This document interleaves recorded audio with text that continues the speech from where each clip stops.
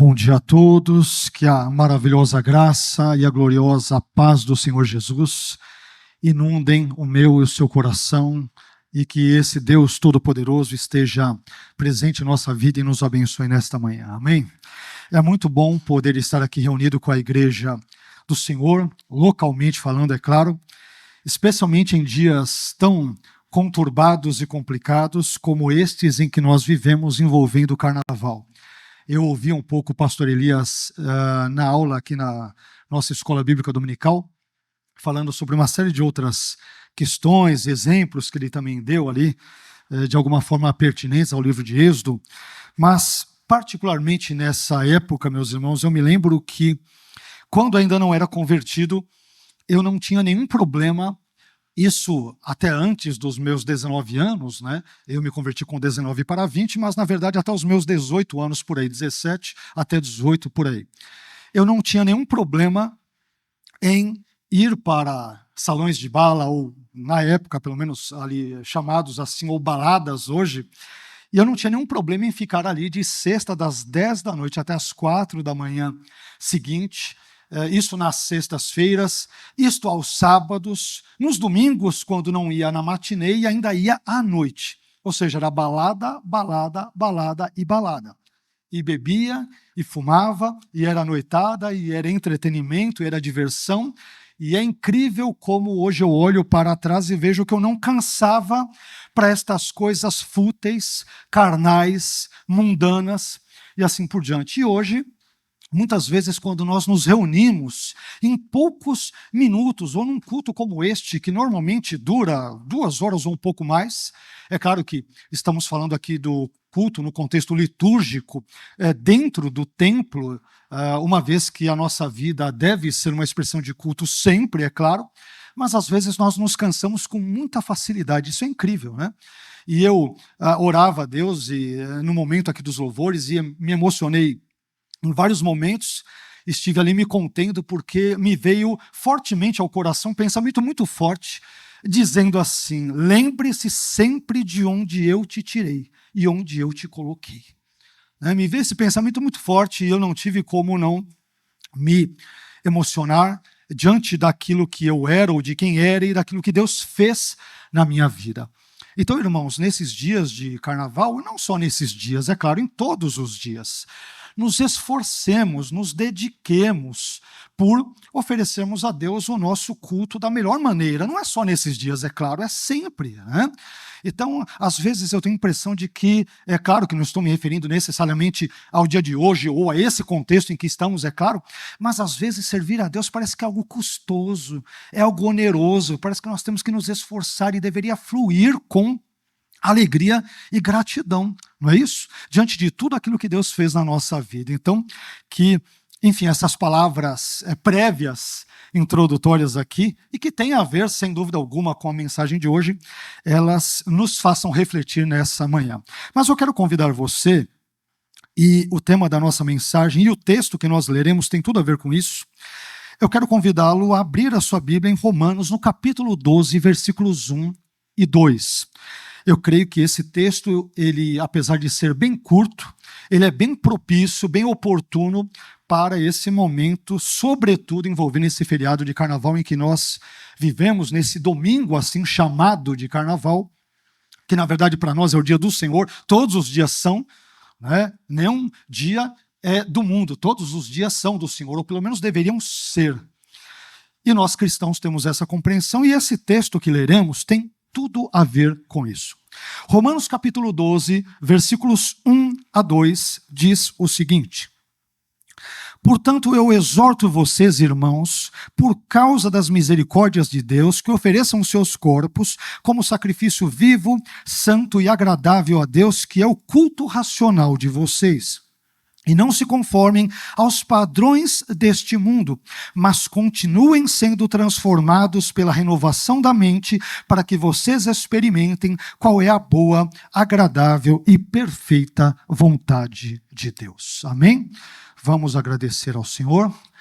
Senhor, nós estamos aqui reunidos nesta manhã, como fazemos todos os domingos, para buscar a tua face, para sermos instruídos por ti, para adorarmos o seu nome, para sermos edificados pela comunhão mútua, pela habitação do teu Espírito Santo, pelas instruções que são provenientes da sua palavra. Ah, Senhor, que privilégio, que prazer é podermos estar aqui.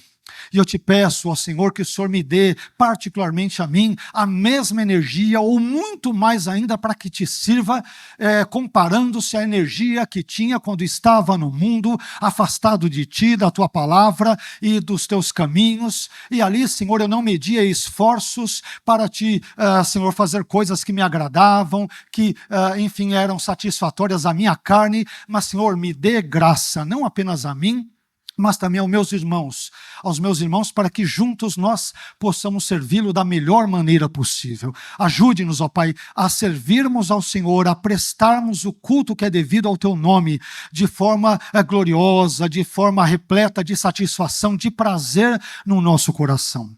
Fale conosco por meio desse texto que nós acabamos de ler, e que esse texto ele venha, por meio do teu Espírito Santo, impactar a nossa vida, venha nos encorajar, venha nos motivar, venha nos instruir, para que sempre permaneçamos te servindo ao Senhor nos seus caminhos, na sua palavra, em todas as demais coisas pertinentes ao seu reino. Nos abençoe e mais uma vez fale conosco, é o que te pedimos em nome do Senhor Jesus. Amém. Deus abençoe, meu irmão, pode assentar-se.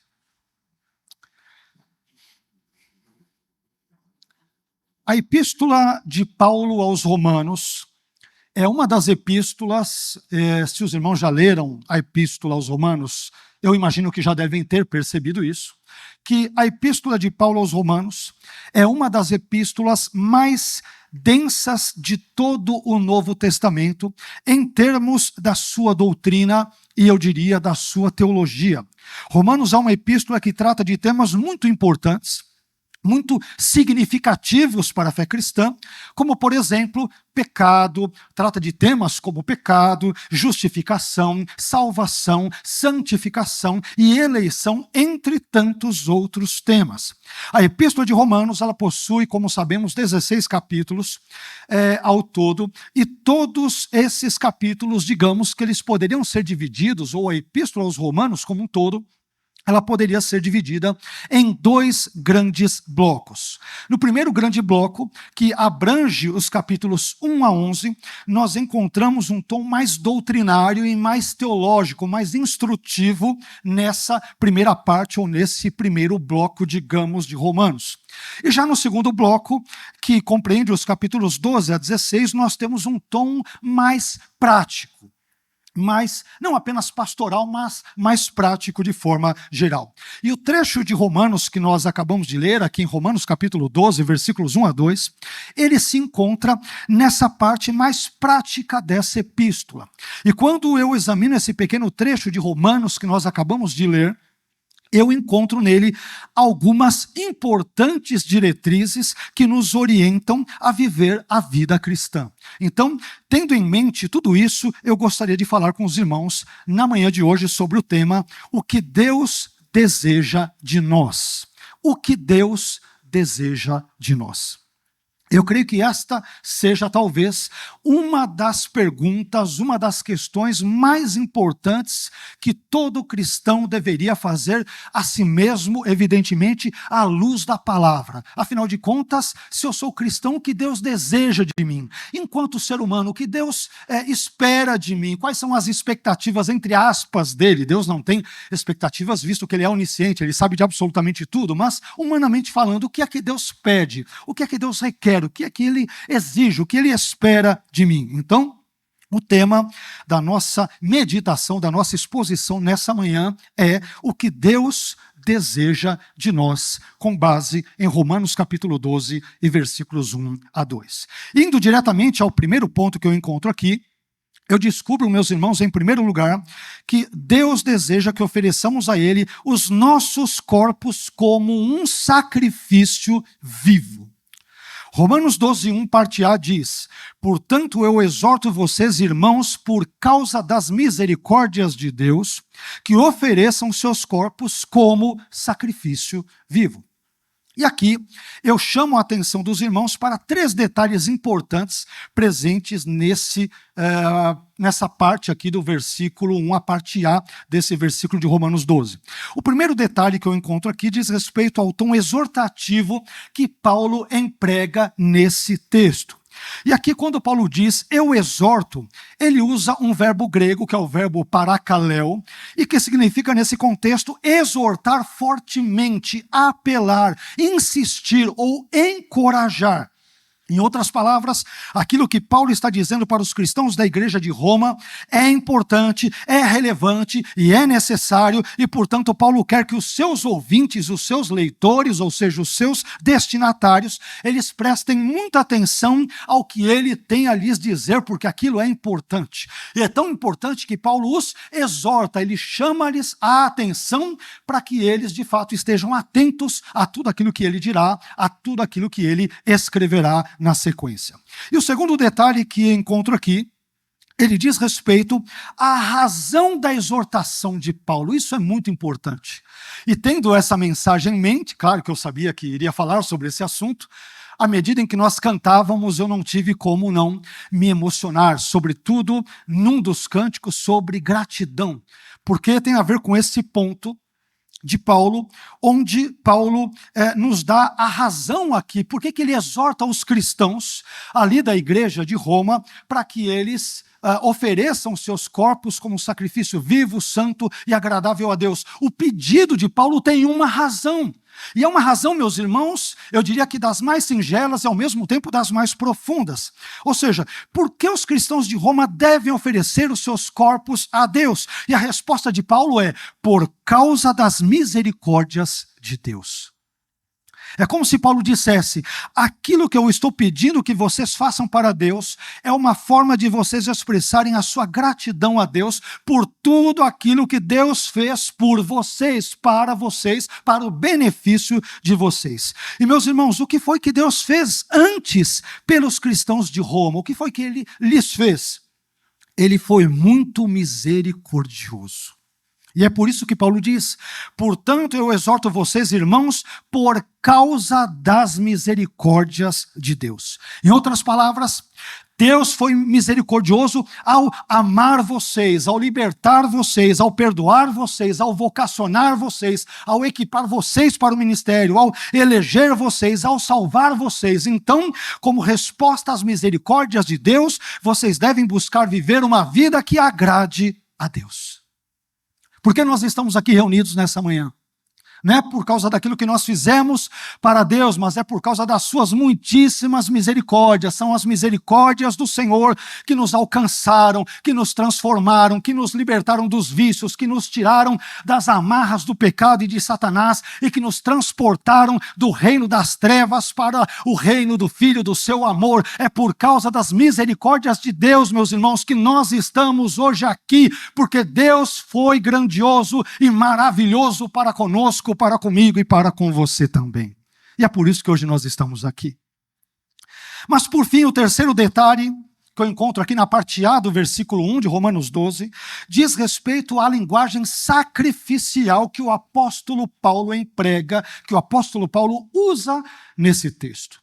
Eu não sei se vocês perceberam, mas já no início de Romanos 12, Paulo, judeu que era, evidentemente, e escrevendo aos romanos, ao que tudo indica, a igreja de Roma, ela era uma igreja mista, composta tanto de judeus quanto de romanos, ali, de gentios de forma geral, entre outros grupos.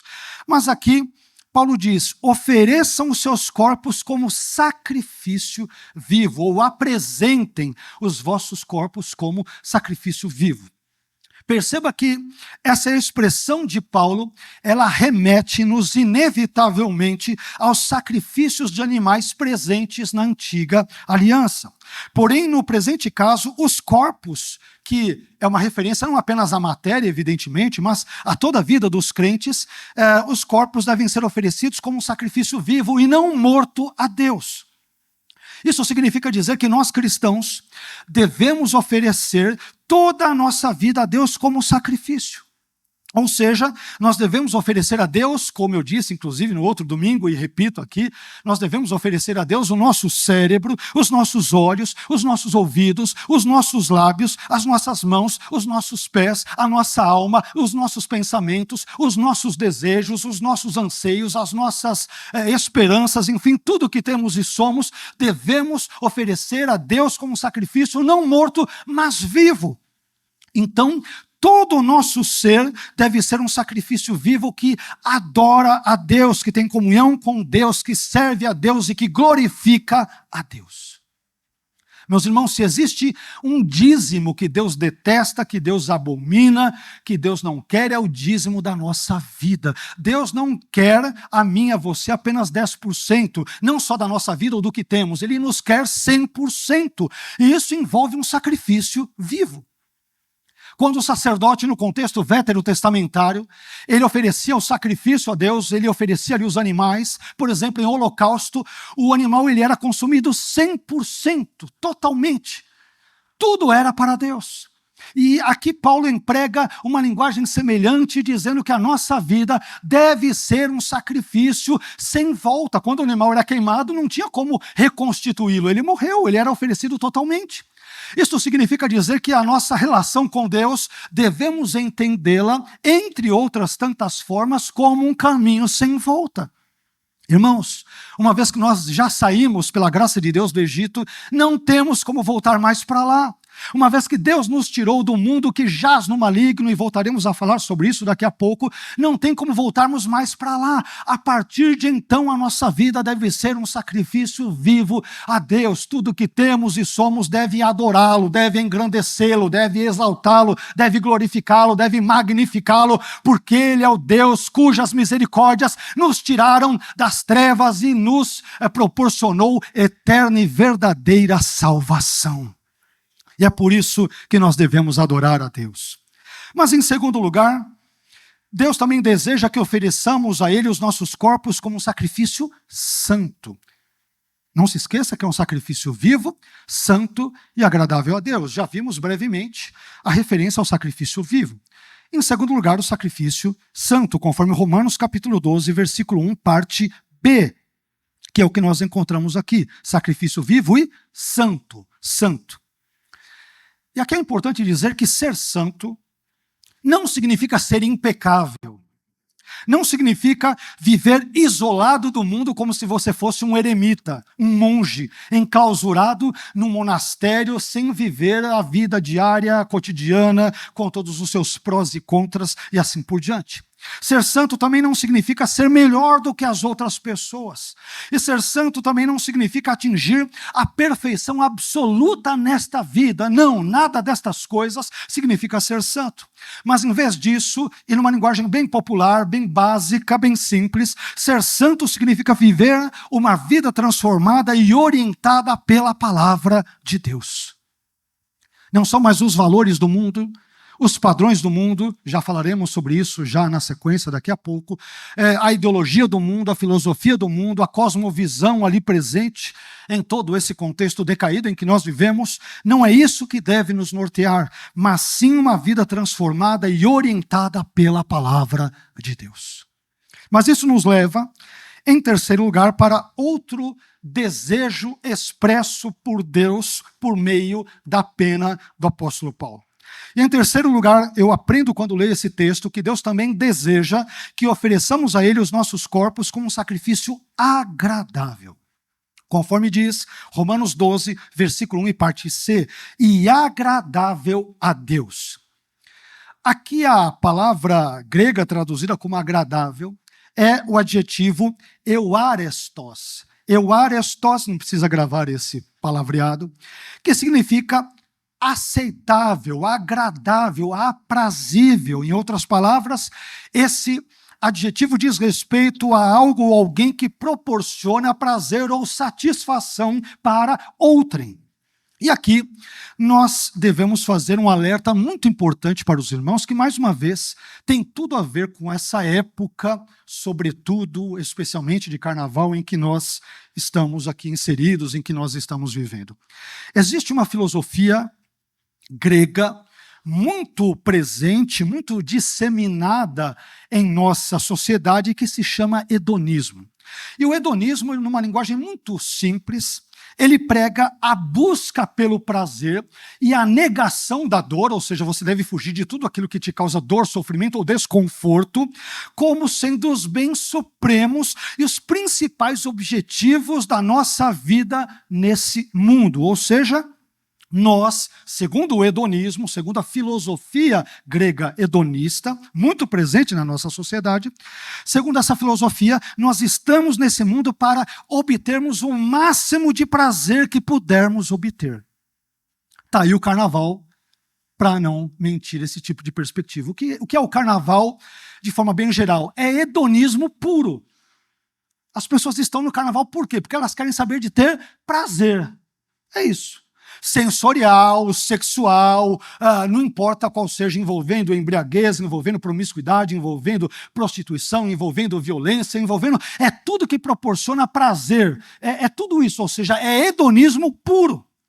Porém, essa filosofia, meus irmãos, obviamente ela é mundana, ela não é uma filosofia, não é um pensamento, não é uma doutrina, não é um tema presente e extraído da Bíblia.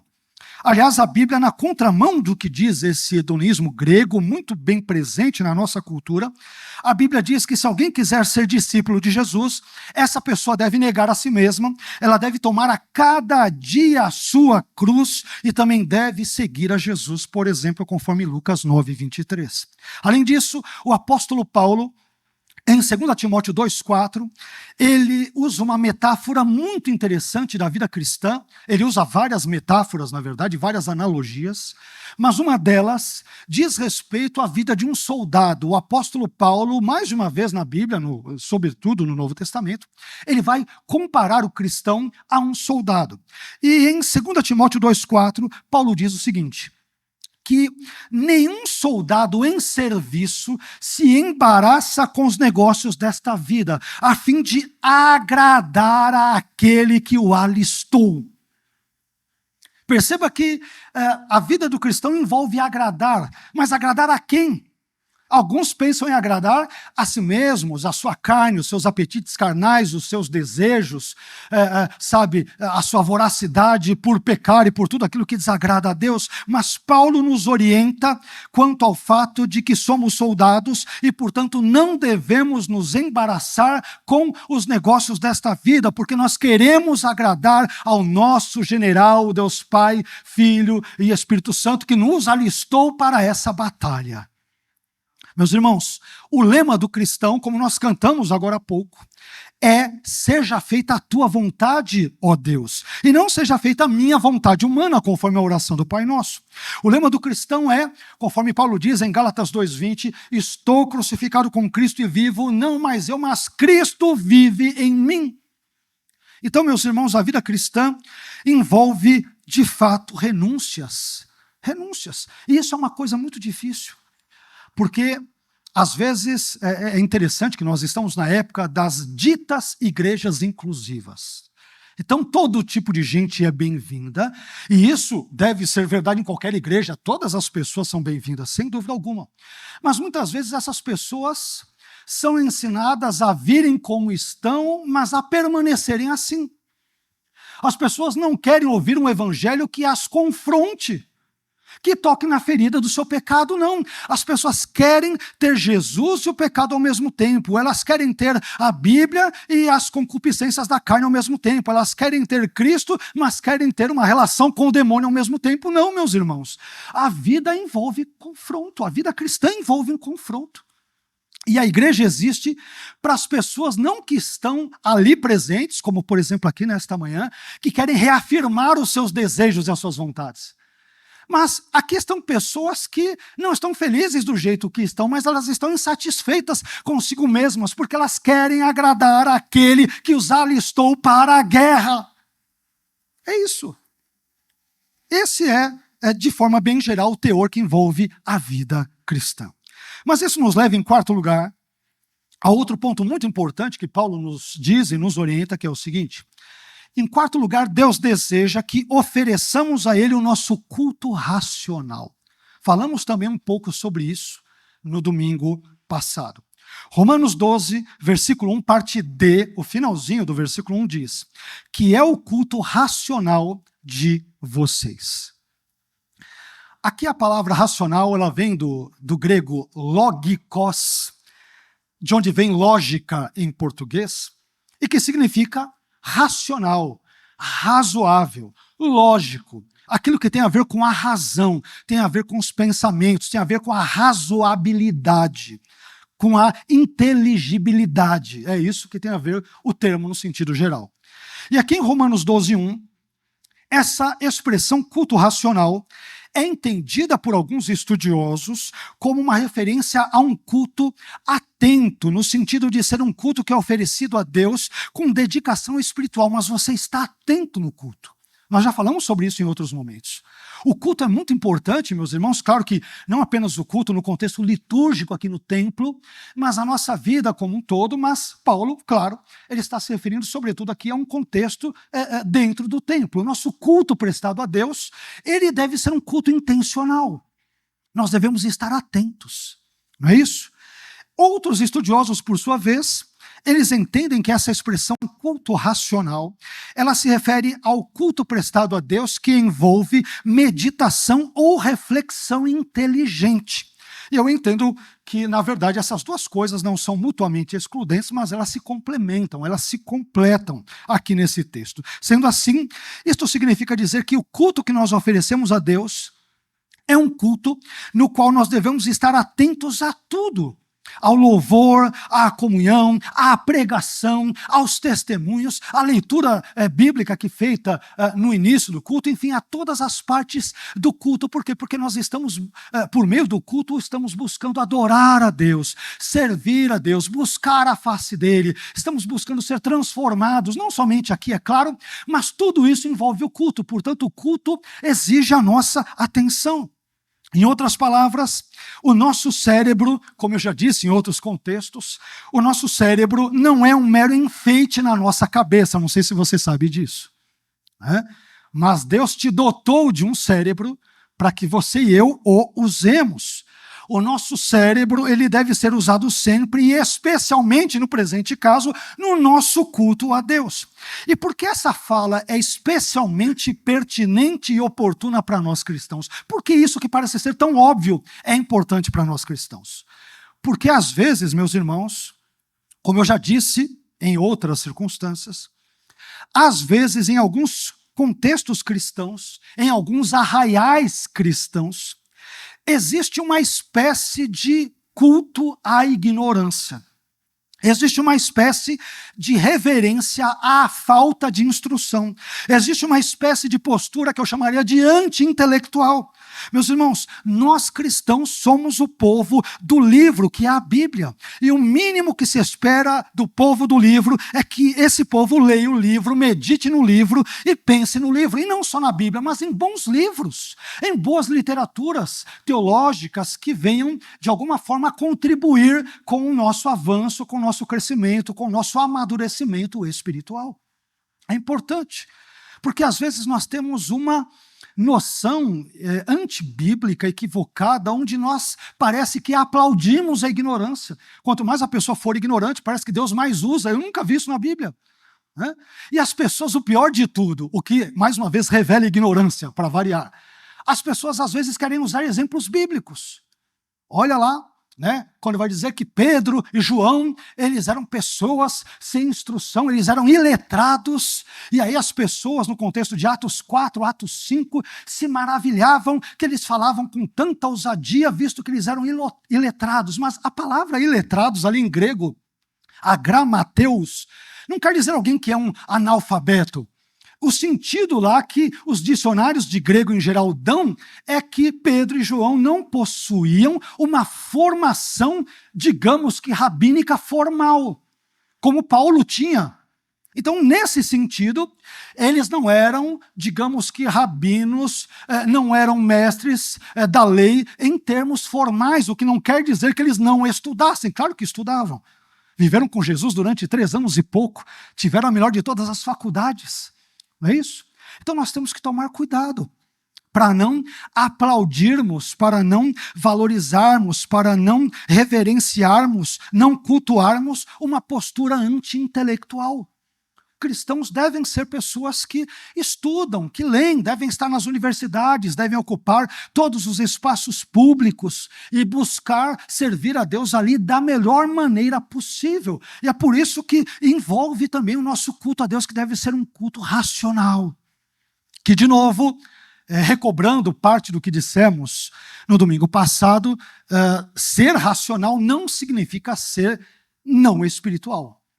Tem pessoas que pensam assim, né? O sujeito ele é racional, logo ele não é espiritual. Não é bem assim. Eu sou uma pessoa que me considero bem racional. Até brinco às vezes com a Noeli, e a Noeli brinca comigo, você é incrédulo, né? Claro que é uma brincadeira, né? Eu falo, filha, eu sou racional, eu sou extremamente racional. Eu sou uma pessoa, minha cabeça é extremamente lógica. Mas é óbvio que não é porque eu sou lógico que eu ignoro o poder de Deus, os mistérios de Deus. Eu sei disso, eu não sou tolo, não sou um bobo. Mas eu busco viver uma vida racional, mas uma racionalidade que glorifica a Deus, que exalta a Deus, que adora a Deus, que bendiz a Deus, que glorifica a palavra de Deus, que se submete à palavra de Deus. É isso que eu busco viver. Então, meu irmão, tomemos cuidado com essa postura anti-intelectual. O povo de Deus deve ser um povo que estuda, que lê a Bíblia, que se informa, sabe, que busca Deus e, claro, não deixa de orar. Veja bem, ler bons livros, estudar, não significa não orar. Ah, pastor, o senhor está dizendo para eu parar de orar? Ore. O senhor está dizendo para eu parar de jejuar? Jejue. O senhor está pedindo para eu parar de santificar? É óbvio que não se santifique. Eu jamais diria uma bobagem dessas. Mas essas coisas não são excludentes, elas se complementam. Olhemos para o apóstolo Paulo.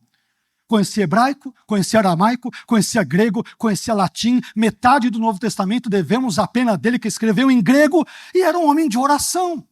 Era um pregador do evangelho, era um missionário incansável, era um evangelista incansável. Olhemos para John Wesley.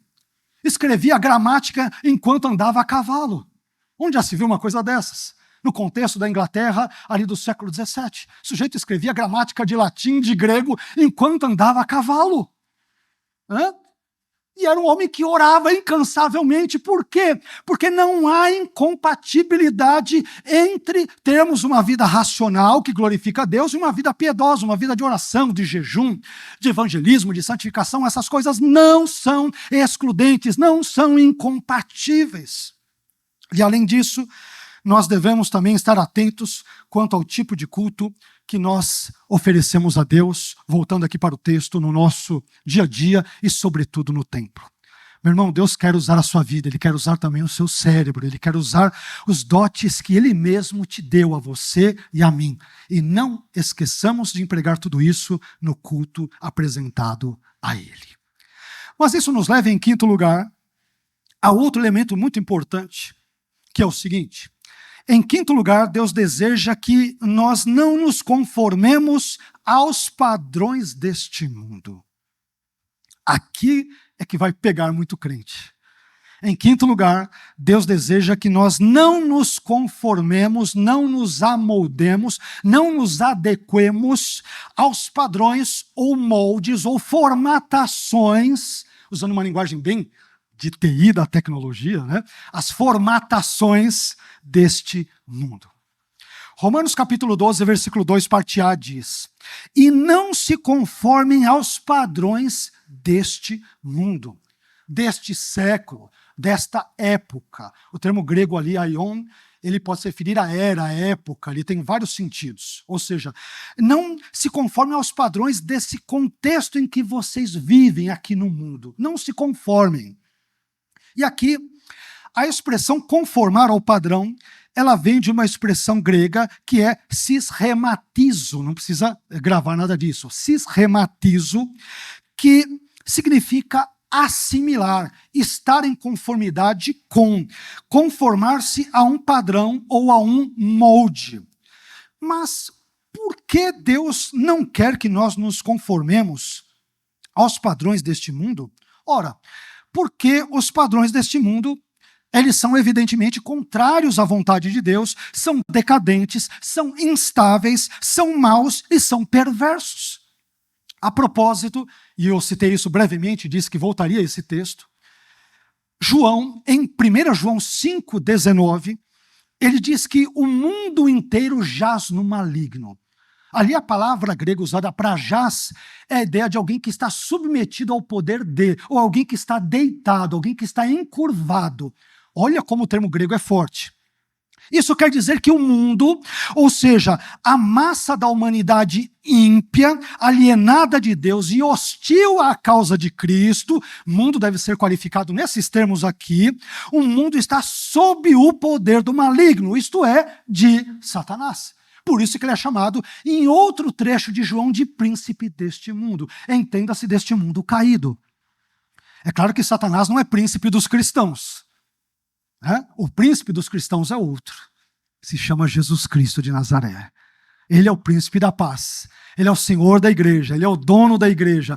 Mas o mundo, as pessoas alienadas de Deus, alienadas de Cristo, distanciadas de Deus e da palavra de Deus, estas sim jazem sob o maligno, estão debaixo do poder do maligno, estão encurvadas diante do poder do maligno. Ora, se os ímpios vivem sob o poder do maligno, como claramente diz 1 João 5,19, então nós temos que tomar cuidado com os padrões de vida que os ímpios, que estão sob o poder do maligno, estabelecem na sociedade em que nós vivemos. A gente tem que tomar muito cuidado com isso. Hoje temos muitos valores na sociedade absolutamente contrários a Deus e a sua palavra.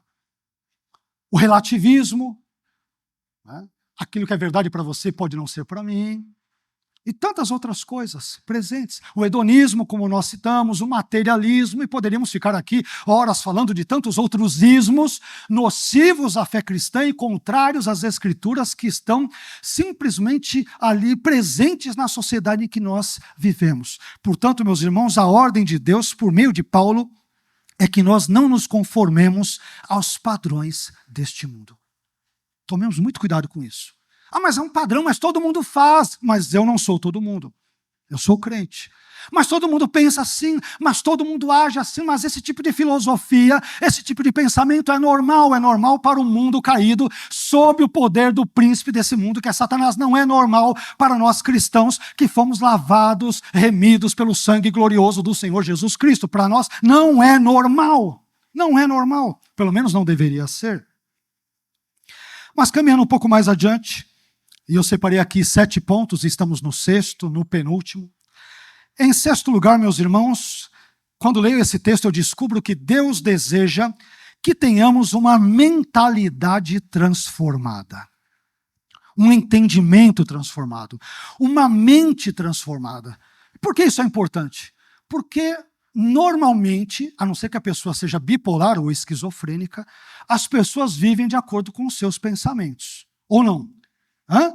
Você pensa certas coisas, a não ser que você tenha algum tipo de um problema neurológico sério, psicológico, enfim, mas normalmente nós agimos de acordo com os nossos pensamentos. Nosso pensamento nos inclina para aqui, a gente vai para cá, e nos inclina para lá, a gente vai para lá. E pensamentos, para o bem ou para o mal, eles se traduzem em ações, em comportamentos. Então, em certo sentido, nós somos o que pensamos. Ok? Porque pensamentos vão se transformar em práticas, em hábitos, em costumes, e para o bem e para o mal. Ok? Tendo isso em mente, veja só o que Paulo diz, Romanos 12, 2, parte B. Mas continuem sendo transformados pela renovação da vossa mente. Aqui talvez a tradução seja um pouco diferente, é a minha tradução do grego, eu fiz a tradução dos versículos 1 e 2 aqui, mas o que diz o texto grego é exatamente isso. Mas continuem sendo transformados pela renovação da mente. Esse continuem, de onde o senhor tirou, pastor? Do texto grego, e eu vou mostrar para vocês de onde eu tirei isso.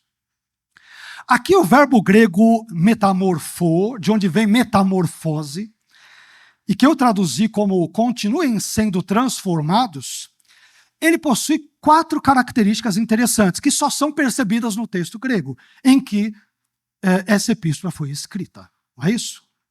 Em primeiro lugar, esse verbo está no modo imperativo, indicando que a fala de Paulo, transformai-vos, não é uma sugestão ou uma dica que o apóstolo Paulo nos dá, mas é uma ordem, é um dever, é uma obrigação. Ou seja, todo cristão tem o dever de possuir uma mentalidade transformada. Ah, mas eu não quero. Então você não é cristão. Eu quero ser cristão e continuar com a mesma mentalidade do mundo. Não, isso não é ser cristão. Porque o evangelho produz uma coisa, não sei se te contaram, e eu estou sendo irônico de propósito, mas o evangelho produz uma coisa que se chama transformação. Poxa, pastor, mas estou 30 anos na igreja e nunca mudei. Então você nunca foi crente durante 30 anos, porque o evangelho, ele transforma, ele muda. Não quer dizer que, de novo, você, ao se converter, receberá o dom misterioso e mágico da impecabilidade. Nunca mais peco. Não é nada disso. Mesmo regenerados, continuamos a ter uma natureza pecaminosa que se inclina para o mal, que pende para o mal. Mas, se temos uma mentalidade transformada, o Espírito Santo vai trabalhar no nosso interior para que aquela luta, ou naquela luta entre o Espírito e a carne, o Espírito prevaleça. Então, em primeiro lugar, esse verbo está no imperativo. Transformai-vos é uma ordem, não é uma sugestão, irmãos. Está no texto grego. E em português você também percebe. É uma ordem. Ah, hoje eu não estou com vontade de ser transformado. Isso não existe. Para um cristão verdadeiro, isso não existe. Hoje eu não estou afim de que Deus me confronte nos meus pecados. Hoje eu não estou afim de que a minha mentalidade seja mudada para melhor. Isso não existe, pelo menos não para um verdadeiro e genuíno crente. Para um pseudo-crente existe, ok. Para o verdadeiro, não. Em segundo lugar, este verbo está também no tempo presente. Isso em grego, tá? Em português a gente não percebe sempre, em grego. Então, em segundo lugar, esse verbo está no tempo presente, indicando que a ordem de Paulo, transformai-vos, não se aplica apenas aos cristãos da igreja de Roma, do primeiro século da nossa era, mas também se aplica a nós cristãos no contexto do século XXI, se aplica a mim e a você. Paulo não escreveu para os crentes judeus, gentios de Roma, ele escreveu para o Carlos, para o Elbi, para o Miguel, para a Lara, para o Renard, para o Elias, para a Nice, para a Nilza, é para nós, é para mim. Ele está dizendo, Carlos, você deve ter uma mentalidade, uma vida transformada. É para hoje. É para já, é para agora. Em terceiro lugar, você só percebe isso em grego. Olha as maravilhas do grego. Só em grego, em português você nunca vai perceber isso. Mas em terceiro lugar, esse verbo metamorfo, que é transformar, ele está na voz passiva, indicando que a ordem de Paulo, transformai-vos, significa que não é o crente que se autotransforma, mas sim Deus quem transforma o crente. É Deus quem transforma o indivíduo de incrédulo em crente, de injusto em justo, de perdido em salvo e de alguém espiritualmente manchado pelo pecado em alguém que é lavado e remido pelo sangue de Jesus. Toda essa transformação, meus irmãos, é obra de Deus e não obra de homens. Não é obra de pastores humanos, de presbíteros humanos, de teólogos, de diáconos, de igrejas, de denominações. Não é algo que se conquista com dinheiro. É obra de Deus. É Deus quem efetua a transformação na vida do crente. E é por isso que o texto grego, de forma absolutamente correta, traz o verbo transformar na voz passiva. Porque a transformação vem de fora. É Deus quem faz, não sou eu que me autotransformo. É obra de Deus. Amém? É Deus quem transforma, é Deus quem faz, é Deus quem regenera, é Deus quem muda a mentalidade, é Deus quem age na vida do pecador, a fim de que ele venha amar a Deus, a palavra de Deus, os valores de Deus, as coisas de Deus, é obra de Deus. Por fim, em quarto e último lugar, esse verbo também está no plural, indicando que a ordem de Paulo, transformai-vos, não se aplica apenas a algumas pessoas da igreja, mas se aplica a todas as pessoas de forma geral. Não é apenas o pastor que precisa ser transformado, e precisa sim bastante, viu? São todas as pessoas. E aí vocês vão entender por que eu traduzi Romanos 12, 2, parte B, como mas continuem sendo transformados pela renovação da mente. Eu busquei realizar essa tradução a fim de abranger tanto o elemento imperativo, como também o verbo no presente, como a voz passiva, como também o elemento plural. Continuem sendo transformados. Continuem porque é presente. Sendo transformados envolve a voz passiva e também envolve elemento plural e assim por diante. É algo que Deus deseja para a minha vida e para a sua vida também. Amém.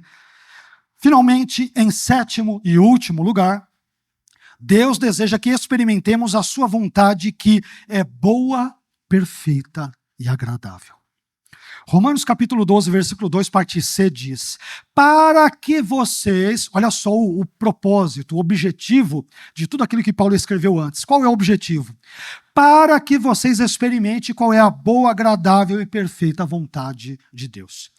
Aqui, meus irmãos, Paulo, ele encerra o seu raciocínio com base em Romanos capítulo 12, versículos 1 a 2, dizendo o seguinte, vamos acompanhar o raciocínio de Paulo. De novo, é o culto racional. Então vamos acompanhar a razoabilidade de Paulo que o Espírito Santo lhe deu nesse momento. Quando os cristãos oferecem os seus corpos como sacrifício vivo, santo e agradável a Deus, e quando os cristãos não se conformam aos padrões desse mundo, mas são transformados pela renovação da sua mente, quando tudo isso acontece, isso faz com que os cristãos, então, experimentem a vontade de Deus, que nesse texto possui 3 aspectos, ou 3 características. Isto é, a vontade de Deus é boa, ela é agradável e é perfeita. Perceba que essa vontade não é expressa a todas as pessoas, mas aqueles que transformaram seu entendimento, ofereceram seus corpos como sacrifício vivo, têm uma mente transformada, a questão do presente, a questão do passivo, a questão do plural, a questão toda que nós mencionamos. Depois que isso tudo aconteceu, o que esses cristãos experimentam? Eles experimentam a vontade de Deus, que é boa, que é agradável e que é perfeita. Em primeiro lugar, quando Paulo diz que a vontade de Deus é boa, isso significa dizer que a vontade de Deus é moralmente benevolente, benéfica e útil para o cristão. Isso quer dizer, meu irmão, que Deus nunca deseja o nosso mal, mas deseja sempre o nosso bem. Olha que coisa maravilhosa. Porque a vontade dele é boa. Deus não é maligno, ele é benigno. Ele não é diabólico, ele é santo. Não é injusto, ele é justo. Ele é verdadeiro em todas as suas palavras, em todas as suas ações, em todas as suas obras. Deus não está querendo ali nos pegar à espreita de forma desprevenida, digamos, e nos fazer algum tipo de mal. Ele almeja o nosso bem, ele deseja o nosso bem, porque um Deus que tem a vontade boa, isso só pode ocorrer porque esse Deus é bom. A bondade faz parte da sua natureza, da sua essência, do seu ser, porque Ele é bom, Ele deseja coisas boas, e a vontade dEle é boa para com o povo de Deus. Amém? Talvez você e eu possamos não entender a vontade de Deus. Às vezes a vontade de Deus nos parece, eu disse nos parece, má. Mas Senhor, por que eu te pedi A e o Senhor me deu B? Por que eu pedi B, o Senhor não me deu nem A, nem C, e o Senhor ficou em silêncio, o Senhor não falou até agora? Irmãos, Deus sabe o que faz. A providência dele é sábia em todos os seus caminhos. Tudo aquilo que Deus faz é perfeito. Nós não entendemos, é verdade, nós temos uma visão muito turva, muito obscura, muito manchada pelo pecado, que nos impede de entender essas ações de Deus no mundo espiritual e assim por diante, é verdade. E quando entendemos, muitas vezes, só entendemos por causa daquilo que está escrito na Bíblia, mas Deus, Ele é perfeito em todos os seus caminhos. Em todos. Com certeza, Jó, que humanamente falando é o personagem que parece-nos que mais sofreu, a exemplo daquilo que está registrado na Bíblia, usando como exemplo personagens bíblicos. Certamente, Jó não entendeu porque perdeu 7 filhos. Imagina um pai e uma mãe perder um filho, a tragédia que é. A desgraça, com perdão pela expressão forte de propósito, mas imagina a desgraça, a tragédia que é para um pai e para uma mãe perder um filho. Jó perdeu 10. Perdeu seus servos. Perdeu toda a riqueza que ele tinha naquele primeiro contexto. Perdeu a sua saúde. Perdeu a compreensão da esposa e dos amigos. Perdeu tudo. Perdeu tudo. Mas por que Deus permite isso? E meus irmãos, sabem o que é mais incrível e inquietante? É que quando nós lemos o livro de Jó, não há uma palavra precisa, uma resposta certeira que vá satisfazer a nossa curiosidade intelectiva, a nossa curiosidade humana. Mas por quê? Tudo quanto sabemos é que quando vamos para o capítulo 38, outra coisa que nos frustra, humanamente falando, é que Jó sofre. E durante os 42 capítulos do livro de Jó, 37 deles Deus fica em silêncio. Deus fala com o diabo em Jó capítulos 1 e 2, e não fala com Jó até o capítulo 37. 37 capítulos sofrendo em silêncio. Quando Deus abre a boca, capítulo 38. E a resposta de Deus é: onde você estava quando eu fazia isso e aquilo? Deus dá uma aula de astronomia, de física, de criacionismo, porque ele é Deus criador, para Jó e fala: ó Jó, eu criei isso e aquilo. As cabras monteses estão lá no pico do monte, ninguém vê o jeito que elas andam. Eu alimento todos os seres.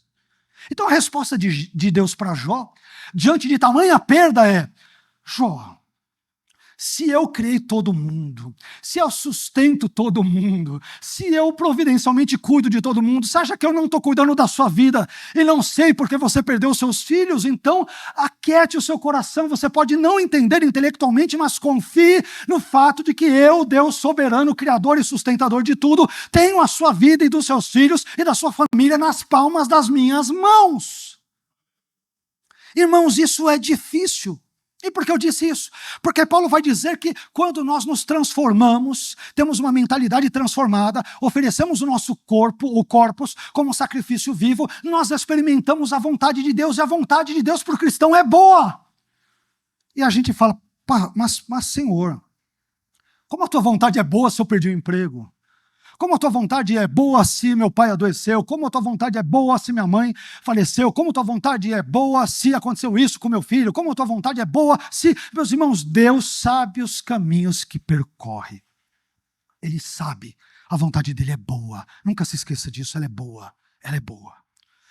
Em segundo lugar, quando Paulo diz que a vontade de Deus é agradável, isso significa que a vontade de Deus é aprazível e é satisfatória para o cristão. Em outras palavras, o cristão que oferece a sua vida como um sacrifício vivo, santo e agradável a Deus, e que não se conforma aos padrões desse mundo, e esse tipo de pessoa, de cristão, é alguém que perceberá a vontade de Deus como algo agradável. E sabe por quê? Porque esse cristão sabe que Deus é bom, é santo e é justo em todos os seus caminhos. Portanto, a vontade de Deus sempre será para um cristão temente a Deus agradável. Eu posso não entendê-la, posso não compreendê-la, posso não imaginar o caminho que Deus percorre, mas se é de Deus, é agradável. Porque Deus é santo, porque Ele é justo, porque Ele é bondoso, porque Ele é benévolo, e assim por diante. Por fim, em terceiro lugar, quando Paulo diz que a vontade de Deus é perfeita, isso significa que a vontade de Deus é completa, é plena e é desprovida de contradições, de defeitos, de erros, de falhas e de manchas. Aquilo que Deus deseja é absolutamente completo, perfeito e justo. Deus não pode desejar algo diferente daquilo que é condizente com a sua natureza, que é santa, que é benévola, que é amorosa, que é justa. Amém? Então, meu irmão, descanse na vontade de Deus nessa manhã. Por mais que ela te pareça ou nos pareça às vezes contraditória, nos pareça, por mais que nos pareça injusta, porque Deus fez isso, porque permitiu aquilo, porque justo comigo, porque com a minha família, porque com o meu casamento, porque com o meu trabalho, porque com o meu sonho, eu sonhei isso a vida inteira e porque Deus me disse não, porque a vontade dele é boa, é agradável e perfeita. A gente não consegue enxergar atrás dessa parede. Deus vê absolutamente tudo. Então não queiramos comparar a nossa visão míope, finita, diminuta, pequena, pecaminosa, com a vontade de um Deus que é onividente, onisciente e onissapiente. Ele é sábio em todos os seus caminhos, em todos. Até naqueles caminhos que aparentemente nos desagradam, nos molestam, nos afligem, nos entristecem. Ele é sábio. Amém? Enfim, eu gostaria de concluir essa mensagem dizendo o seguinte. Nesse texto de Romanos 12, versículos 1 a 2, sobre o qual meditamos nessa manhã, 4 verbos merecem a nossa consideração especial, que são os verbos oferecer, conformar, transformar e experimentar. Mais uma vez, seguindo o raciocínio bíblico de Paulo, quando nós oferecemos a Deus os nossos corpos como sacrifício vivo, santo e agradável a Deus, quando nós não nos conformamos com os padrões deste mundo e quando nós somos transformados pela renovação da nossa mente ou entendimento, então, pela graça de Deus, nós experimentamos depois disso a vontade de Deus que é boa, agradável e perfeita. Amém? Mas esses elementos estão todos bem entrelaçados. Tem gente que quer experimentar a vontade de Deus que é boa, agradável e perfeita, mas ele não quer oferecer a sua vida como um sacrifício vivo, santo e agradável a Deus. Não quer ter uma mente transformada. Não quer rejeitar os padrões desse mundo e quer experimentar a vontade de Deus que é boa, perfeita e agradável. Não, meus irmãos, leiamos esse texto à luz do seu contexto imediato. Amém? E que Deus abençoe a minha vida e a sua vida por meio dessa mensagem nessa manhã. Amém? Vamos ficar em pé?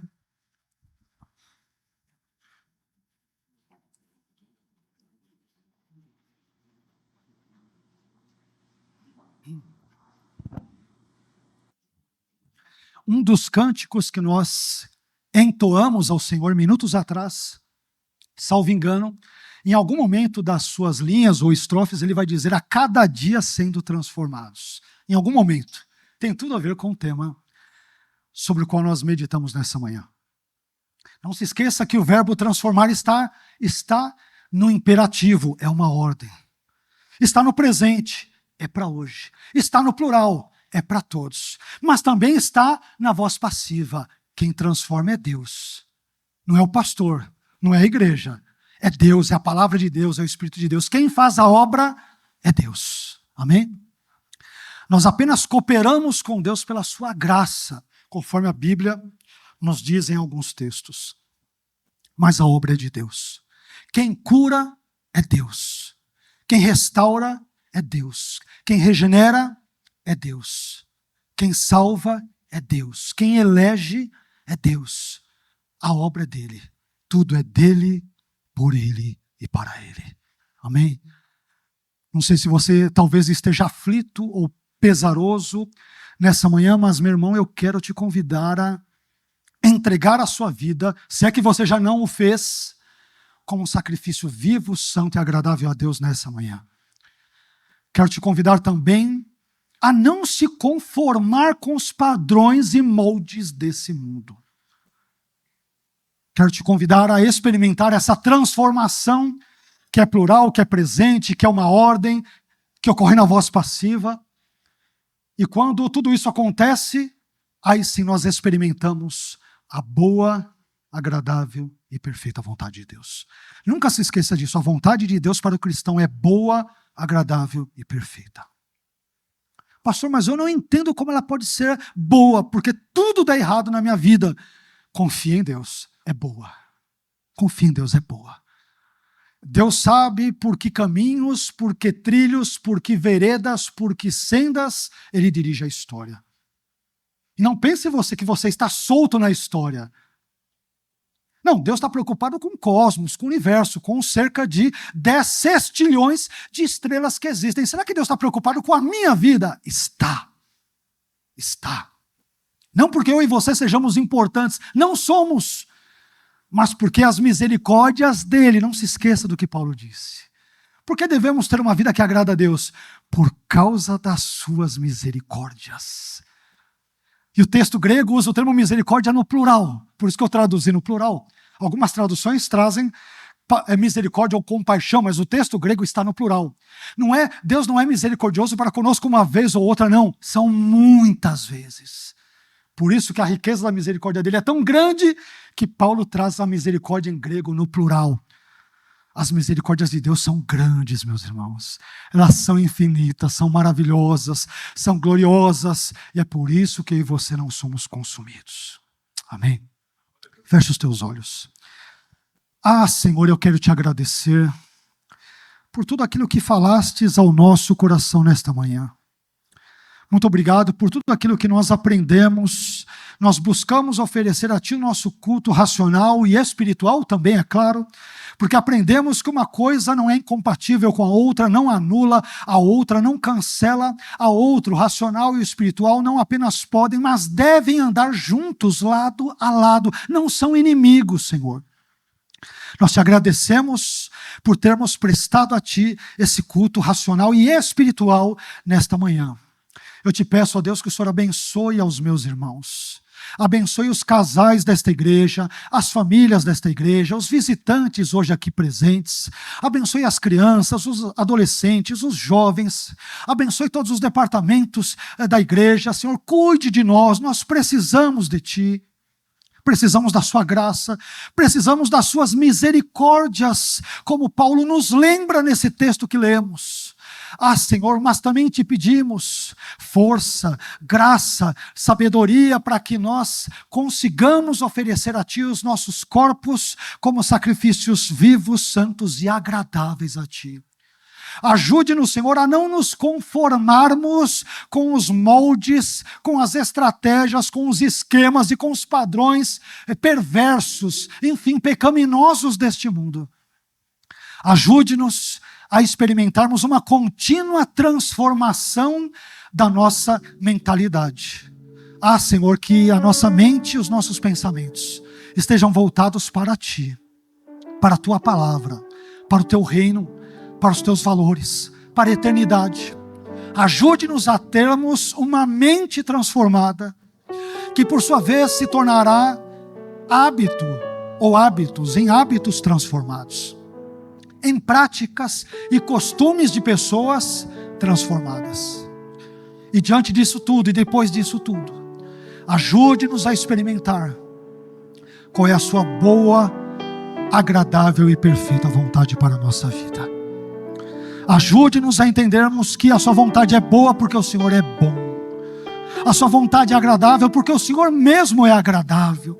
A sua vontade é perfeita porque o Senhor é perfeito. A sua vontade e esses aspectos da sua vontade não estão em dissonância e em contradição com o seu ser, porque o Senhor é bom, o Senhor é agradável e o Senhor é perfeito. E portanto a sua vontade também é boa, é agradável e é perfeita, Senhor. Ajude-nos a entendermos isto, que essas verdades entrem por cada um dos poros do nosso ser. O Senhor é bom, o Senhor é agradável, o Senhor é perfeito. A sua vontade é boa, a sua vontade é agradável, a sua vontade é perfeita, Senhor. Receba esse culto, receba a nossa adoração, receba a nossa gratidão, que buscamos ofertar a Ti nesta manhã, com todo o entendimento, com todo o intelecto, com toda a piedade que o Senhor nos proporcionou. Ajude-nos, Senhor, a oferecermos sempre um culto agradável, racional, espiritual, piedoso ao Senhor. E que o Senhor se agrade de nós nessa manhã, pela sua misericórdia e pela sua graça. Em nome de Jesus. Amém.